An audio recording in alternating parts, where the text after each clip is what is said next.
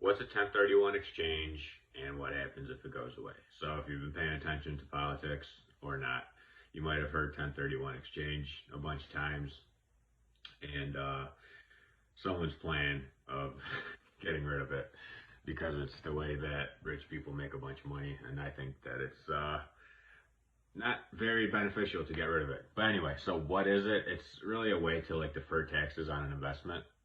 So let's say I buy a building for like $500,000, and I don't know, let's just, there's a bunch of stuff that goes into it, but let's just say like 5 years later, I put like $100,000 into it, and I don't know, let's just say it's worth like 100 grand, 100 grand. That's fucking, wow.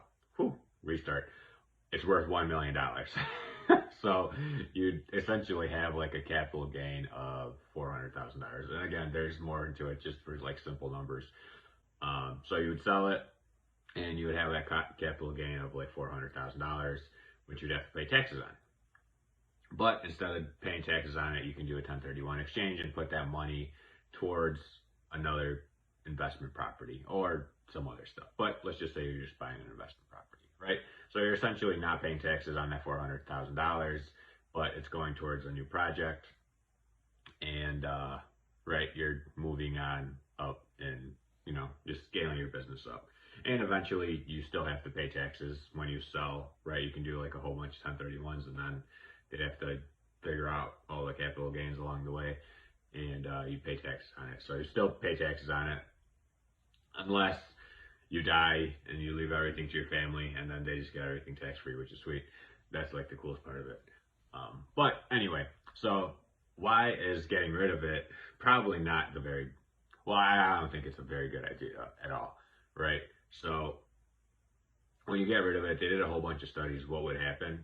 So everyone looks at it like, oh, this guy's not paying taxes on that money. Oh, okay.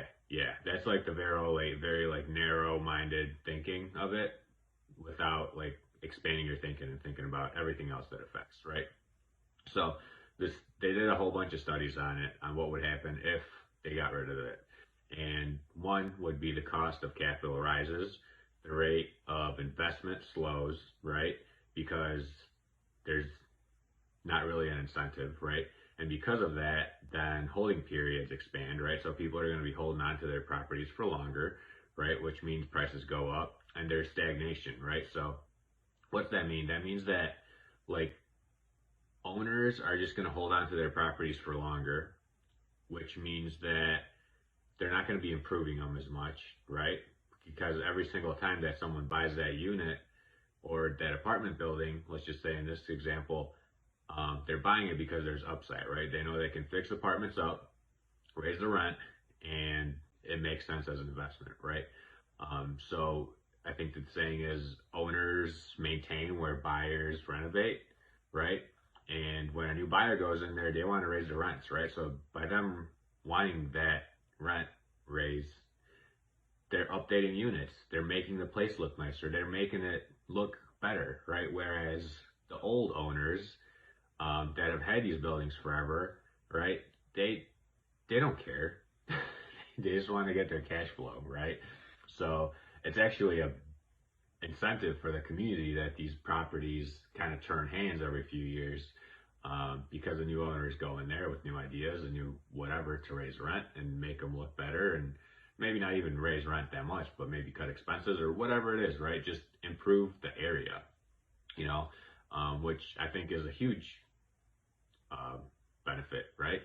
And not only that, but every single time that building sells, it sells for more, right? So that means that the tax base is higher. So the city collects more taxes every time it sells, because ideally the selling price is higher and higher and higher, right?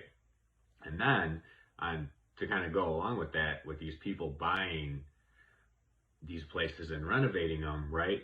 Think about like all the jobs that creates, right? So like looking at it like for a full view, you're creating jobs for like the lender, the surveyor, the inspector, the appraiser, and that's just to buy the property, right? And then you're creating jobs for contractors, and then you're supporting like the supply houses that you buy all your supplies from, and cleaners, and just right, the list goes on and on and on and on and on and on and on of the amount of jobs that having this creates, right? So I think that that's a huge upside. But see, no one like talks about like, hey, yeah, like, yeah, let's make them pay, you know, whatever tax they would pay on that. Let's just say in this example, that 400K. But how much more beneficial is it that all those people have jobs? The city has way more money to put into roads or whatever community, whatever the city uses money for.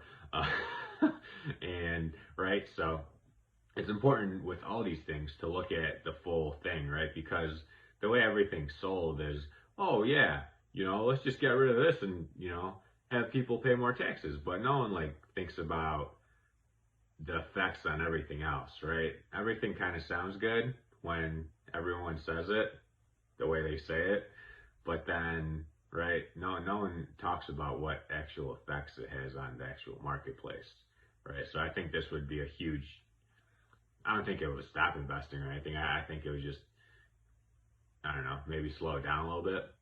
I think it's still going to be crazy like it is now, but 1031 exchanges are like the best thing ever, I think. So anyway, I hope this video helped. And I think I made a video about 1031 exchanges and I went into them more in depth, maybe.